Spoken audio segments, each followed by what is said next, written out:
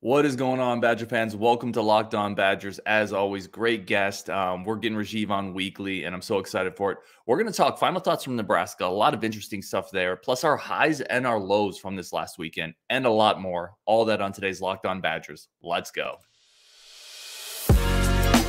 You are Locked On Badgers, your daily podcast on the Wisconsin Badgers, part of the Locked On Podcast Network, your team every day. What is going on, Badger fans? Welcome to Locked On Badgers. I'm your host, Ryan Herrings. Always, thank you for making this one of your first listens every day, your team every single day. Today's show is brought to you by our friends over at LinkedIn. LinkedIn Jobs helps you find the qualified candidates you want to talk to faster. Post your job for free at linkedin.com/lockedoncollege.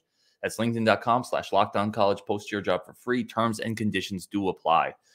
And we're going to get Rajeev on, and we're making this a weekly thing. We're going to do every Tuesday. Well, we record Tuesday, so it's going to release Wednesday, but it's going to be a weekly show with Rajeev. And I am so freaking excited for it. Welcome again, man. I am really stoked to kind of get this thing going. Yeah, I appreciate it. Thanks so much for having me on. Always appreciate being on with you. And it's always fun to just chop it up, as you say, about Badgers football and basketball. That's it, man. And I know a lot of listeners are going to be excited about it because we get a deluge of comments about more Rajeev, please. Where's Rajeev? Why is Rajeev not on the show? Why was Rajeev not on the reaction show for Nebraska? So I know people are going to be excited about it. And I want to start there. So Nebraska, we haven't really talked since that game. We had our reaction show, but you had some stuff going on. What was your big takeaways there? What do you want to kind of talk about with that Nebraska game? Because I think it was a really interesting game. Yeah, it was. I expected the game to go a little bit more like the Northwestern or the Purdue game rather than like the Iowa game or like a tough grind. I mean, Nebraska's not a good team. But what we have to remember, which is what I sometimes really struggle to remember, is that we aren't either. We're not where we normally are. So a win is a win. 100%. That's always what it comes down to first. It's great that we're bowl eligible, but that's obviously a minimum requirement for this program. And I'm happy we did it. We obviously need to do that. The streak is something that Wisconsin fans can be really proud of, and we get to keep that going. But I feel like this is kind of the bottom for us. Like, I don't want to go any lower. I don't want to be struggling at the end of every year for bowl eligibility. I thought that the O-line deserves a lot of credit. I said that during the game in the Discord, and I got a little pushback, but I think the O-line played really well. I mean, how many games this year have we seen the Wisconsin offense get 8 or 9 yards on first down? Not very often. Not a lot. That was happening. And Malusi and Garendo, especially, just of course, they played great. So O-line was really strong. I like that. But a win is a win. It's gritty, not pretty, but gritty. And we got it done. We're down 14-3. That generally spells loss for us. And the fact that we were able to come back in the fourth quarter and win the game, I'm proud of the guys for that. I'm proud of Jim Leonhard for that. But it just shows that we still need to be a lot better. Yeah, I agree with a lot of what you're saying there. I agree with you on the O-line to start with. Like the O-line it's not vintage Wisconsin because nothing this year is vintage Wisconsin, but like it's vintage knockoff Wisconsin. I don't know, however you want to put it. But like they actually moved the ball and ran the ball when another team knew that's what they were going to do. And they were able to put together those long, iconic Wisconsin drives where we run the ball almost every down. We just matriculate down the field. And listen, I know a lot of fans are sick of that type of thing, but it's kind of nice to see it when you need it, Yeah. And I thought the offensive line, this was their best game of the year against a team, like you said, that is not good. It's important to understand that. But, Justin and I talked about on the show, and Justin was frustrated about, hey, it's not a Nebraska team. We should have done better. And I said the same thing you did. We're not a good Wisconsin team. Like, right. So, it's kind of an ugly thing, and we came out on top. The other thing I wanted to, that you mentioned that I thought was important is the bowl streak. And I've talked about it. It's not just the prestige of being really one of the 2 or 3 longest active streaks, the 3rd longest active streak in the country, right? But it's one of the longest streaks in the history of college football. And that's pretty dang cool. Like it really is. It's the 10th longest streak in the history of college football that has happened like in the prime of our fandom's lives, right? Like that's really friggin' neat. So I mean, it's something we can hang our hat on that a lot of programs can't. Like you said, we've been able to hang our hat on the fact that we've had more wins than hardly any other than most college football programs in the last 10 years. And this is one more thing that we can say, listen, like a lot of schools go through ups and downs. We don't. We're pretty consistent. Right. Our downs are still very decently, consistently high. Our downs are right now. Yeah. And yeah, so I agree with you. I took that out of it. One of the issues that I had from that Nebraska game that frustrated me still was the continued, or maybe, I'm going to get into our next segment because we're going to do a high and low segment. I'm going to get into that next, actually. I do want to give you the opportunity. Was there anything else maybe from Nebraska that really stood out to you, surprised you, that's sticking with you? Yeah, well, a couple things. One, the targeting call on Torchio. Look, I understand that is. Herbig? I'm sorry. Yeah, Herbig. Sorry, Yep. Herbig. Nope. My fault. I understand that that's the rule, and I get that, but we have to talk about intent. I mean, he was trying to pull back. He wasn't trying to take his head off, and I just feel like when you eject someone for that, that's unacceptable, and he didn't deserve that. Now, if he went in, speared with his helmet, and just took the guy's head out, that's different. Then okay, you can qualify that as a disqualification. But you just can't do that when someone breaks the rules. I understand that. 15-yard penalty, I don't like it, but okay. But you can't eject a guy for that. That makes such a big difference. And college football has got to make that change. And I really, really don't like it. Yeah, I agree 100%, man. And you lose him for that game, and then you lose him for the first half of the Minnesota game, too. It feels criminal to take somebody who, all these players, they work so hard to get these points, and you get 13 opportunities to do it, and you're just going to take, now we're going to take that away from you for something that you clearly, nobody can watch that and say he tried to hurt him. He clearly tried to pull off. Absolutely. A dual threat quarterback like that.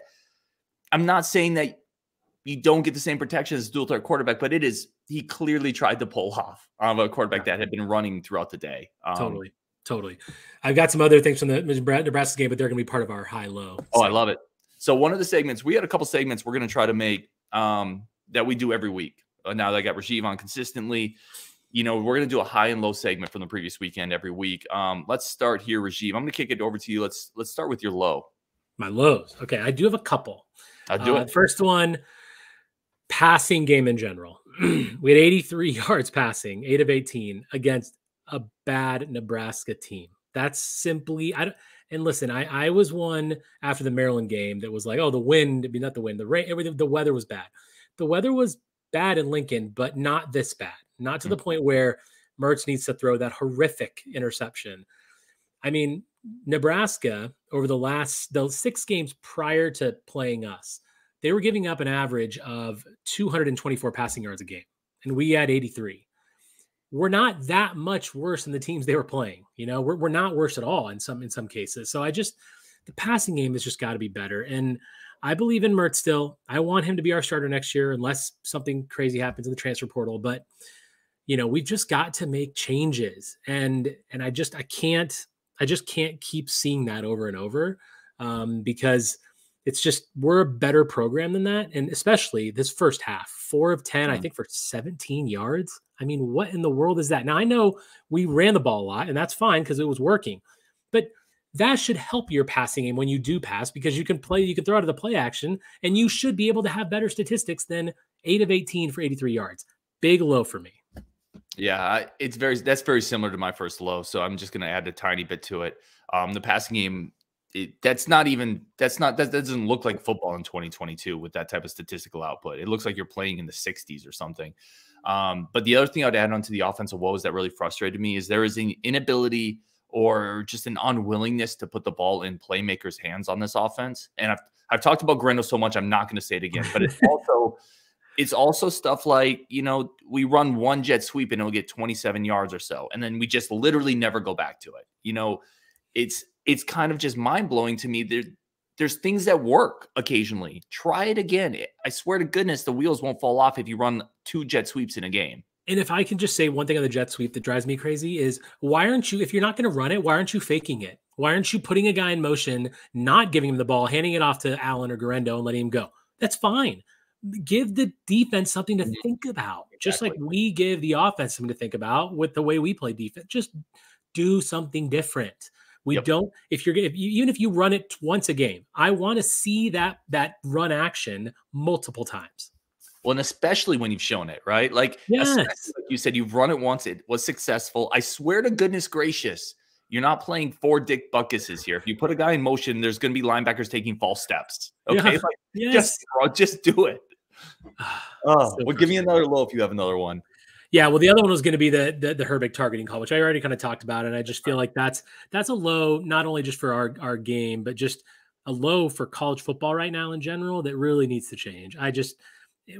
This is a huge industry. College football is a big deal, and having players in games is a big part of it, and having players not miss the first half of the following game is a big part of it. This needs to change. Yeah, I 100% agree there. And not even a whole lot to add. Let's kick it to the highs. What was your big high from this weekend? Yeah, so I'm going to get on top of the defense. I mean, 3 games in a row, we've kept our opponent to under 200 yards. We're playing in a bowl game because of that defense. Mm-hmm. Point blank, nothing else. Like, that's just a simple fact. The defense continues to make plays that just continue to impress me every single week. We are going to miss Keanu Benton so much next year. He is such a monster. I love to see him take on 2 linemen and just go, yeah, just get out of my way. I'm going to get to the quarterback. I'm going to get to the running back. And I absolutely love it. And I just feel like, I mean, that defense, no matter what position the offense puts them in, they come through. You know, yeah. I mean, and look how many points they're giving up. They gave up 14 points in Nebraska. We should be able to score 28 points on them. That shouldn't be on the offense at all. The defense does their job every single week. Let's give them credit. They are fantastic. I absolutely, it's the best part about watching our team, and it's something that I get excited about the most. And they deserve so much credit for these 6 wins because it's all on their backs. It's very well said. And they've really gotten better throughout the year, right? Really around that Purdue game when Alexander Smith came back, some of the younger pieces started gelling, and they've taken off. They've been incredible. Keanu Benton is a stud. He looks like sometimes you see those videos when a tourist gets too close to like the buffalo in the Yellowstone Park, and the buffalo just kicks them around. I mean, that's like Benton sometimes when the wrong offensive lineman gets in his way. He's going to be so missed. Because there's not a replacement on the roster for him. My high, really, I boil it down to one word: resilience. Like this, I'm telling you, who thought really that this team was coming back down 14-3 with the way the offense had played? Yeah, totally. I didn't. I mean, I was there for it. I never turned games off except for one. I turned one game off in the history of my Badger fandom, but I'm there for it. But that was such a resilient fourth quarter. We talked about the Graham Mertz, the passing game, the struggles. I mean, at least he didn't pack it in, right? He stayed at least mentally engaged, and the defense was on point. The offensive line was incredible. So my high on that weekend coming out of it was just what a resilient fourth quarter performance. Totally. Absolutely. I mean, you said it right. They showed it, and that's why we got the win. One of my other highs is the 2-point conversion call, and specifically the play call. Do you know why I love that QB draw? Because we don't ever do it. Mm-hmm. What a great call. I know it didn't work. I literally read for the play. When I saw that play didn't work, I'm like, I love it. I love the play call. I put it in the Discord. I was chatting with Scott about it. I'm like, what a great play call. We need to do more We've said unpredictability how many times on this podcast. That was nice to see. And I didn't want to just see, Allen going up the middle. I didn't want to just see that was exactly what we needed. I love the play call, and that was a big high for me. I want to see more of that against Minnesota. I want to see more of that going into next year. I love that point right there, because the result sometimes dictates so much of what we think of, right? If a play works, it's a good play call. If a play doesn't work, it's a bad play call. And I think you really have to look at the process, and you really have to look at the situation, what goes into it. I love the play call too. Yeah. Like it was unique. It was different. It didn't work. Sometimes good play calls don't work, but I love the call to go for 2 both times, right? Both Jim Leonhard times going for 2. The second one was obvious, but the first one, I thought that was a great call, and it didn't work, but I'm happy with it because I like the process and the thought that goes into it. Like there's no way Paul Chryst goes for 2 that first time. And listen, the way the game played out, it kind of almost bit us, but I still really like it, and I agree with you. I love the play call. Totally. I have one more high. It's the fact that we just posted the Jim Leonhard job. The Jim Leonhard job. The job head coach of Wisconsin. I love it. I've said on this show several times that I was one of the people that wanted the interim tag removed because it provides stability to the program. I think it's pretty clear now. The job's going to be his. I'm glad we did it. Let's get it done. Let's move the program forward. Listen, the program will definitely move forward and remove a lot of the gray area now that the coaching job is essentially done, right? Like we know it's going to be Jim Leonhard. The tag is coming off. The job's been posted. I have said in the past that I wish it would be either they had done it early or they had waited till the offseason. To me, this feels like a weird middle ground, and I don't know what you gain by waiting until now. Right. Like if it was going to be Jim Leonhard and you just needed to see a couple games, I don't think these games were that big of a deal. I think you knew who Jim Leonhard was and you sacrificed some of the recruiting class and some momentum because of it. So I hear you. Like, I'm super excited for Jim Leonhard. I think the timing of it's weird. I would have preferred McIntosh just do it early in this case. I agree. I mean, you're 100% right. He should have just done it before because we didn't gain anything. The only thing maybe it gains is a little optics because it came right after a win. So other than that, there's really not much there. Yeah, the optics part is certainly something that maybe McIntosh was waiting for a win to kind of say, all right, now or even the bowl thing. Listen, that's something we were on the show with Zach, and he said, I think they're going to wait till they're bowl eligible to make the move. And yeah, Zach called it. He did. I mean, he was absolutely right. He absolutely called it, and I think both of us kind of disagreed with that as like a benchmark to post the job, but Zach called it, and it kind of seems like that's what happened. Coming up, we are going to talk chopping it down, Axe Week. One of the best times of the year for Badger fans and even for those Gopher fans. We're going to talk about that, the importance of the week, what we're looking for in the game, and just talk the rivalry in general. That's coming up next on Locked On Badgers. Keep Rajeev here as always. But first, today's show is brought to you by our good friends over at LinkedIn.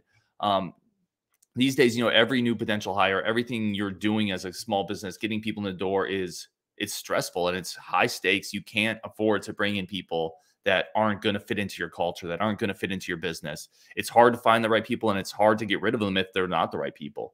That's why you have to check out LinkedIn Jobs. LinkedIn Jobs helps find the right people for your team faster and for free. It's something I've used. It's something my company uses. We use it to network. We use it to grow our intellectual network.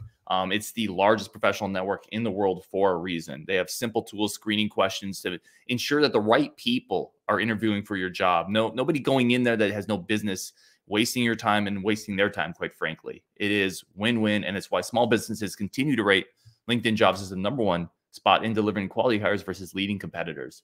LinkedIn Jobs helps you find the qualified candidates you want to talk to faster. Post your job for free at linkedin.com/lockedoncollege. That's linkedin.com/lockedoncollege. Post your job for free. Terms and conditions do apply.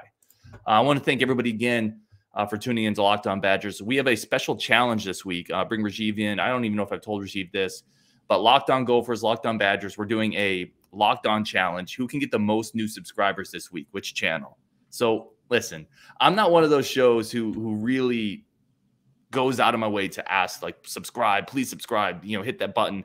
I try not to do that because I think if we build the right community, it'll kind of organically grow, which it has done, and I love it. But don't let me lose to the Gophers. Okay. Well, listen, in anything of any kind, we can't lose to the Gophers. Please don't let me lose to the Gophers. Okay. So if you're watching the show, you enjoy the content, take a second in this week to hit that subscribe button and help the show. Again, don't let me lose to Rob Kane of Locked On Gophers. Okay, please. So hit the subscribe button if you like the show. I beg of you.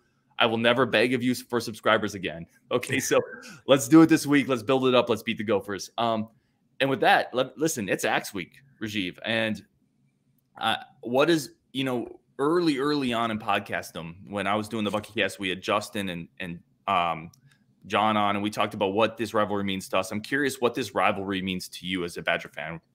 Yeah. So I started at Wisconsin in 1999. So I've been a fan for 23 years. And, at first it's kind of like, luckily for the most of our fandoms, we've dominated this rivalry. I think we went 15 in a row. But early on, there was a little bit of exchanging back and forth in my time at Wisconsin, and seeing the way that they used to just jet across the field, cross into that other sideline and get the axe, which I know they don't really do that specifically anymore, but that's okay. And obviously with the reciprocity between the two schools, between the two states, I had a lot of friends at Wisconsin who were from Minnesota. Mm-hmm. And I love that. First of all, I love that both states do that because that's great for students. But it's just, there's a lot of rivalries in college sports and in the NFL and everything. But I just feel like that border battle between Wisconsin and Minnesota is just so strong because there's so many people on either side of it. There's Packers fans and Viking fans in both states. There's Badger fans and Gopher states in both states. It's just kind of it's such an the states are so intertwined that I just think it makes it fun. And honestly, the trophy. I mean, is there a better trophy in all of sports? Zero. No. Not a chance. No. I mean, seeing these guys chop the goalpost, I love it. I absolutely love it. Can I tell you, I was actually thinking about that very question. Is there a better trophy in sports? And I was like, first of all, there is not a college football trophy that comes close. So I was like, the Lombardi, maybe? Nah. I mean, the Stanley Cup is pretty great. The Stanley Cup's the only because it travels and it does. But even like real trophies, like the Lombardi, like Paul Bunyan's X is way cooler than that. 100%. I mean, you look at the NBA trophy, weak. You look at the Lombardi trophy, weak. NHL, that's pretty sick. I mean, that's pretty awesome. The cup is awesome. But I mean, no, our trophy is fantastic, and I love it. This rivalry means so much. And you know what, man? Like, typically when we get to this time of year, we're talking about, are we going to get to the playoff? Are we going to get to the Big Ten, championship? Are we competing with anyone? Right now, the axe is the only thing we have, and I like that. Like, we lost that last year, and frankly, I had a horrible taste in my mouth after last season because of that game, as I think all Badger fans did. Now, luckily, I live in Las Vegas, so I got to go to the bowl game last year, just up the road. And so it was nice to end the year on that. But, man, that game was really tough to swallow last year for everyone. And it just makes me that much more excited about this year because we don't have the best team, but neither do they. It's just two football teams that don't like each other, two schools that don't like each other, just battling it out for an awesome trophy and bragging rights for a year. Let's go. Let's get it done. And you have to get it because PJ Fleck parades that thing around like it's his little war trophy. They put it in this cheap case. If you've ever seen it, guys, they put it in this like cheap case at the Minnesota State Fair. The X doesn't even really fit in there because they don't actually know how to handle this thing. So they have like shoved in there. I'm telling you, we're gonna get it back. There's gonna be like scratches and nicks in it. They have to get that thing back. Save it from PJ Fleck. And yeah, this rivalry means like this is the biggest game of the year for me. We haven't talked about this. I was raising my kid. You actually have a younger child than I do, so you can do this. I was raising my kid, and I taught him that we have this big Rand McNally map, and I crossed out the state of Minnesota, and I told him that's where like a volcano erupted, and there's nothing there. So for like the first 3 or 4 years of his life, he was growing up thinking that the middle of like this state, there's literally nothing there. I had him convinced until I realized he's going to go to school and like it's going to be this terrible, awkward, embarrassing like experience for him. But yeah, I was raising my child to think Minnesota was actually like a hellscape, and there literally was nothing there. So I love this rivalry. I love the game. I've actually like hated Minnesota for even before I went to Wisconsin because my dad went to Iowa. And he's an Iowa fan. So I grew up just watching the Hawkeyes because that's where he went to school. And even they hate Minnesota too. So Minnesota's just been my least favorite school for so long, my entire life. I love it. Let's talk a little bit about the game. We're going to talk. I actually have a lockdown coming up crossover with the Gophers guy too. So there's gonna be a lot more Gophers content this week, but on the surface, this is just, can we stop Mo? Mo Ibrahim, the best running back in the Big Ten, leading the Big Ten in rushing, had 36 or 39 rushes last week against Iowa and really wore him down. And that's a great Iowa defense. That's the key to the game. He has 1,500 yards on the season. I mean, the guy is an absolute workhorse. I think he has 230 carries or something around that. I mean, my gosh, he's a workhorse. And yes, that is going to be the story, and it's our best unit. It's best on best there, so that's great. A bigger story for me is how are we going to score, and are we going to score, and how much can we score? Minnesota has given up 29 points in the last 4 games. Now, they haven't played the best opponents, and they've had Rutgers in there, and they've had Nebraska in there. But, 29 points is still 29 points. And, Iowa is not a good offense, but they scored. Everyone's having a hard time scoring on them. So that instantly, I think about that. Can we run the ball on them? They've got a pretty good rush defense. And what will Graham Mertz do? Because, look, if we're going to score, it's going to have to be on him. We can't have an 8 of 18 performance for 83 yards. Can't be like that. And you know what? This is it. This is the last game of the year. This is probably the last game. I mean, well, other than the bowl game that, Bobby Ingram, Al Johnson, Herrings, they're all going to be here for. So let's go out in style. Like, open up the playbook here. There's nothing to hold back on. This is it. This is for the Axe. Like, in order to beat this team, we're going to have to play well because they're a good team. I mean, they're not amazing. We're not either. So it's going to come down to execution. It's going to come down to turnovers and who's going to have more of them, and whether we have crazy ones that cost us 7 points. So a lot to look at, but I mean, scoring on this team is not going to be easy. No, and they control the clock too. It's a very, the over-under in this game I set to 34.5, I believe it is, which is just take the under. Yeah, right. And probably take the under, which this just screams like 17-14 Big Ten game, right? Wisconsin is favored by 3. They're at home. So it's really just a pickup or a toss-up, sorry. I'm interested in something you mentioned here.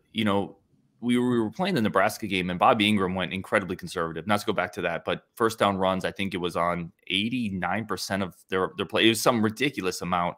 And yeah, coming into this game, what do you have to lose if you're Bobby Ingram, if you're that offensive staff?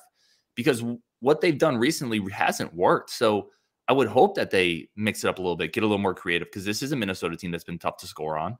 And quite frankly, what do you have to lose if you're Bobby Ingram at this point? Because what you've been doing hasn't been working. For Bobby Ingram, this is his final audition. If he wants the job next year, lay it out there. You're right. You're totally right. You said it right. You have nothing to lose. Open up the playbook. If you're the offensive coordinator, there's stuff in there. We just saw a QB draw, which we don't really see. We haven't seen the jet sweep for how many weeks? Just let's open it up and do something different. We're bowl eligible, so we've crossed that bridge. We're not competing for the Big Ten West, so okay. Open it up. Let's show the fans what we've been wanting to see all year and take some risks. Yeah. And by the way, how Jim Leonhard's getting this job no matter what. It doesn't matter if we win or lose this weekend, he's getting the job. But how amazing would it be to win the Axe back, beat Minnesota, end the season? And by the way, Jim, and you could announce it right after the game. Could you imagine that? And Jim Leonhard has been announced the head coach, and he comes in with the podium with the axe and he chops down PJ Flyway. I'm going too far with this. Just imagine that moment of beating Minnesota and Jim Leonhard gets the job, right? It would feel really kind of weird if we lost to Minnesota. And it would. And think about this. We win that game where we finished the year 7-5, and he finishes 5-2 as head coach after inheriting a 2-3 team. What a great way to end your interim season and get things going. What a great talking point for recruits and for guys thinking about the transfer portal. You finish on a high like that, that's going to have an impact on December 5th when it's time for people to decide whether they're going to stay or leave. And yeah, 7-5, we will look back on this season, as I said earlier, as the lowest of where any Wisconsin fan wants to be. We lost a coach midseason. We struggled against Illinois. We had some rough moments. We win this game. We finished 7-5. That's not horrible. If that's the lowest that we get, I'm in.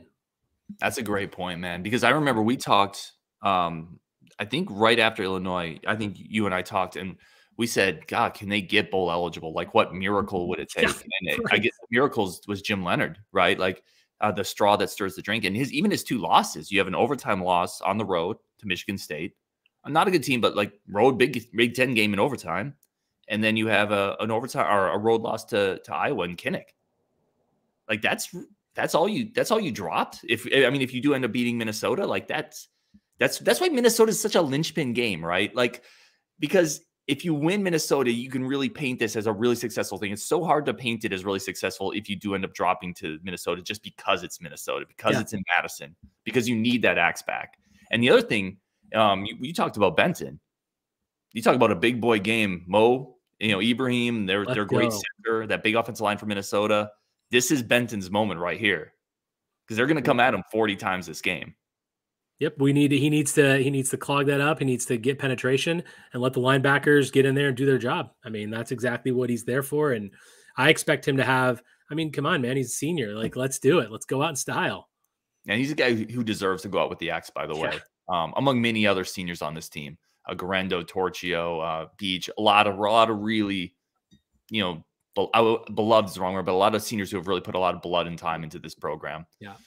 Coming up, boy, listen, we're going to go live after the game too. But coming up next on Locked On Badgers, we're going to talk Wisconsin-Dayton, a really big game for the Badgers basketball team. Some of the numbers we're looking at and some key people to watch in this game. That's coming up next on Locked On Badgers with Rajeev. But first, today's show is brought to you by our good friends over at BetOnline. BetOnline remains your number one source for all your sports betting needs and information. They have you covered with every sport imaginable. All right, football, basketball, baseball, golf, NASCAR, UFC, esports. It's all there. Odds on all of them, plus casino games. You can play blackjack, roulette. It's a lot of fun. Do it responsibly, but live in-game betting, futures betting. If you want to be like me and bet on the Phoenix Suns winning the NBA title, because you know I'm a Devin Booker honk, go ahead and do it. That's where some of my money is. But, you can also make bets on the NFL, futures for all sorts of sporting events, where free agents sign, who's the next coach to leave, plus sports podcasts. It's all on BetOnline. Head to the website today, grab your mobile device, BetOnline, where the game starts. All right, let's get Rajeev back on here, finish this up. Great show so far, man. Badgers Dayton, Badgers Flyers. This is a really big game kicking off an incredibly fun tournament in the Bahamas. Where are you at on this game? Is this an early season test? Does this matter? How excited are you for this one? Yeah, I mean, first of all, the first thing that comes to my mind is measuring stick, right? Like this is going to be a measuring stick game for us to find out. We're playing a top 25, well, just outside the top 25 team. They were until they lost to UNLV. They're a good team. And not only is it just a game about it against Dayton, I love early season tournaments. Love them because it gets you kind of in that mode.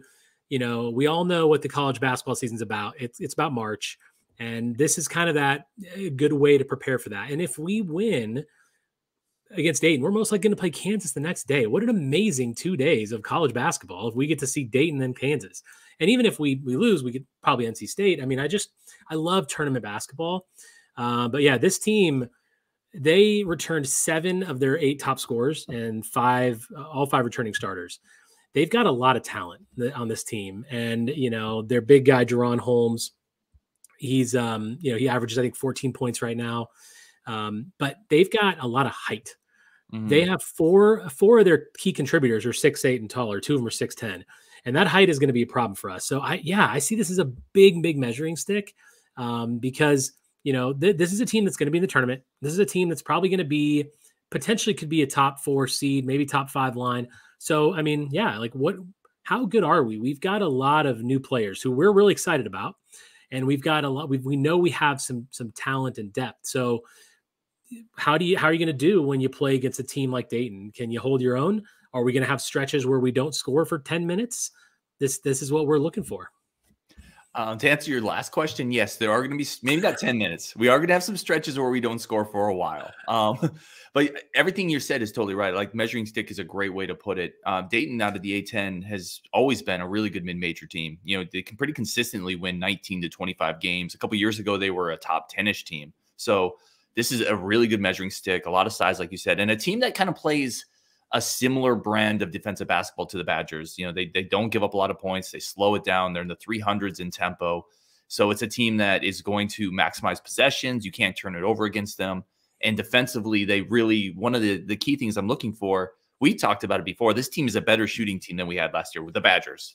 And, Dayton really defends the three-point line well. They're 50th in the country in three-point defense. Obviously, there's 300-plus teams. So that's going to challenge the perimeter defense. And that length on the inside is going to make some of those shots that we missed against Green Bay. It's not going to be easier with four big guys in there. So I think low scoring, low tempo. It's going to be a really big game for Hepburn to control the offense and find easier looks for people. Yeah, I think it's going to be kind of a 3-point shootout. Really, I mean, I feel like they've taken 95 threes in 4 games, so they've taken about 23 threes a game. That's a lot. I mean, I think we're at 22. So, we know we shoot a lot of threes. They shoot a lot of threes. They've got a freshman. I'm going to mispronounce his name. Mike Sharavjomps, I believe is how you say it. He's from Mongolia.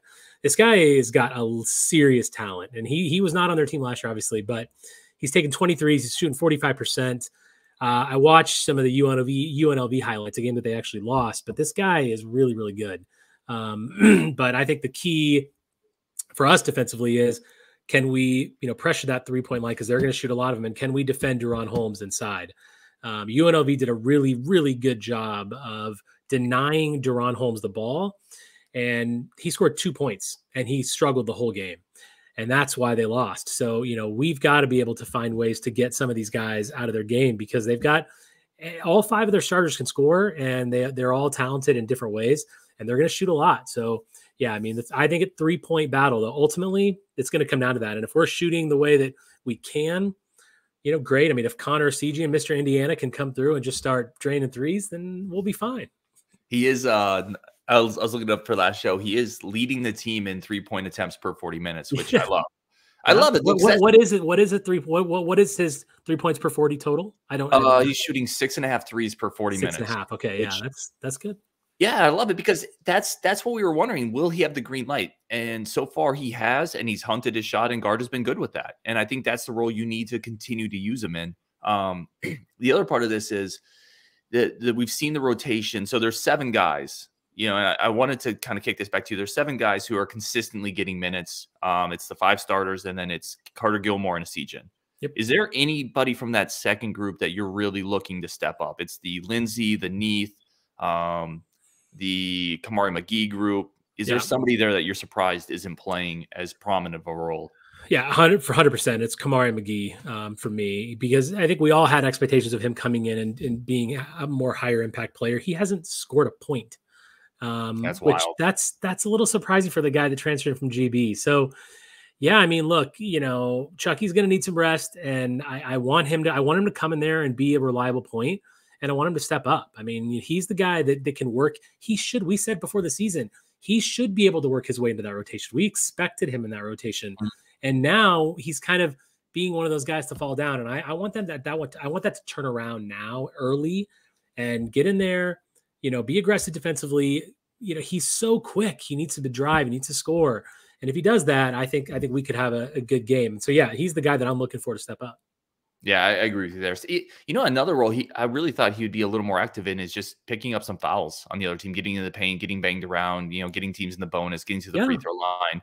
And we just haven't seen that yet. Now, transferring to a new team, he is also still a young player. We lose that sometimes when we talk about transfers, thinking they're a little more veteran than they are. So he's still feeling his way out. But it is interesting to me as well. Any final thoughts, Rajeev? I've already kept you for far too long. It's 30. We've almost gone 40 minutes. And as always, I really do appreciate you stepping on. But any final thoughts here with the basketball game, with Leonhard, with anything, really? Yeah. So the last thing I'd say about basketball, which I think I've said before on the show, is one thing that really drives me nuts, which I really want to continue seeing us improve on, is late shot clock offense. I do not want to see Chucky getting the ball at the top of the key, running an ISO play. I mean, look, he can do that, and I need him to perform there. He has to be able to do that to succeed, but we need to be more inventive at the end of the shot clock. When there's 10 seconds left, I want to see screens. I want to see a CG and running around the baseline, getting open for a 3. I want to see Klesman. Let's get some action. Let's get some motion. Let's move things around quickly, efficiently, setting down screens, setting back screens, cutting to the basket. We don't do that late in shot clocks. And when we do, we're successful, and we don't do it very often. So I want to see that change. And the next 2 games can be 2 of the toughest non-conference games we're going to play. So let's see that go right now. I love it. It's very well said, and that's been something Wisconsin struggled with for, in my opinion, a lot of years. That's how they've run their late shot clock offense. Essentially, point guard ISO on the top, spread it out, and it's not overly efficient unless you have just a killer there. And Hepburn's great, but he's not a killer one-on-one. And if he has that in his game, great. We'll use that at times, but we need to have other options. We need to be able to do things, run set plays. It's okay to run plays outside of the normal, typical offense. Run a set play and get a guy open. Yeah, I agree. If we don't talk to everybody, happy Thanksgiving. Yeah, happy Thanksgiving. Happy Thanksgiving. This show will drop tomorrow, so the day before Thanksgiving, but definitely happy Thanksgiving to everybody. Thank you for tuning in. Really appreciate Rajeev as always. We're going to do this every Tuesday. We're going to have some reoccurring segments. I'm very excited about that. Hit the subscribe button, please. Don't let me lose to Minnesota this week. I swear to goodness gracious, I'll stop doing the show. I actually won't do that. I love it too much. But thank you for listening on Wisconsin, and we got a bunch more content coming up this week.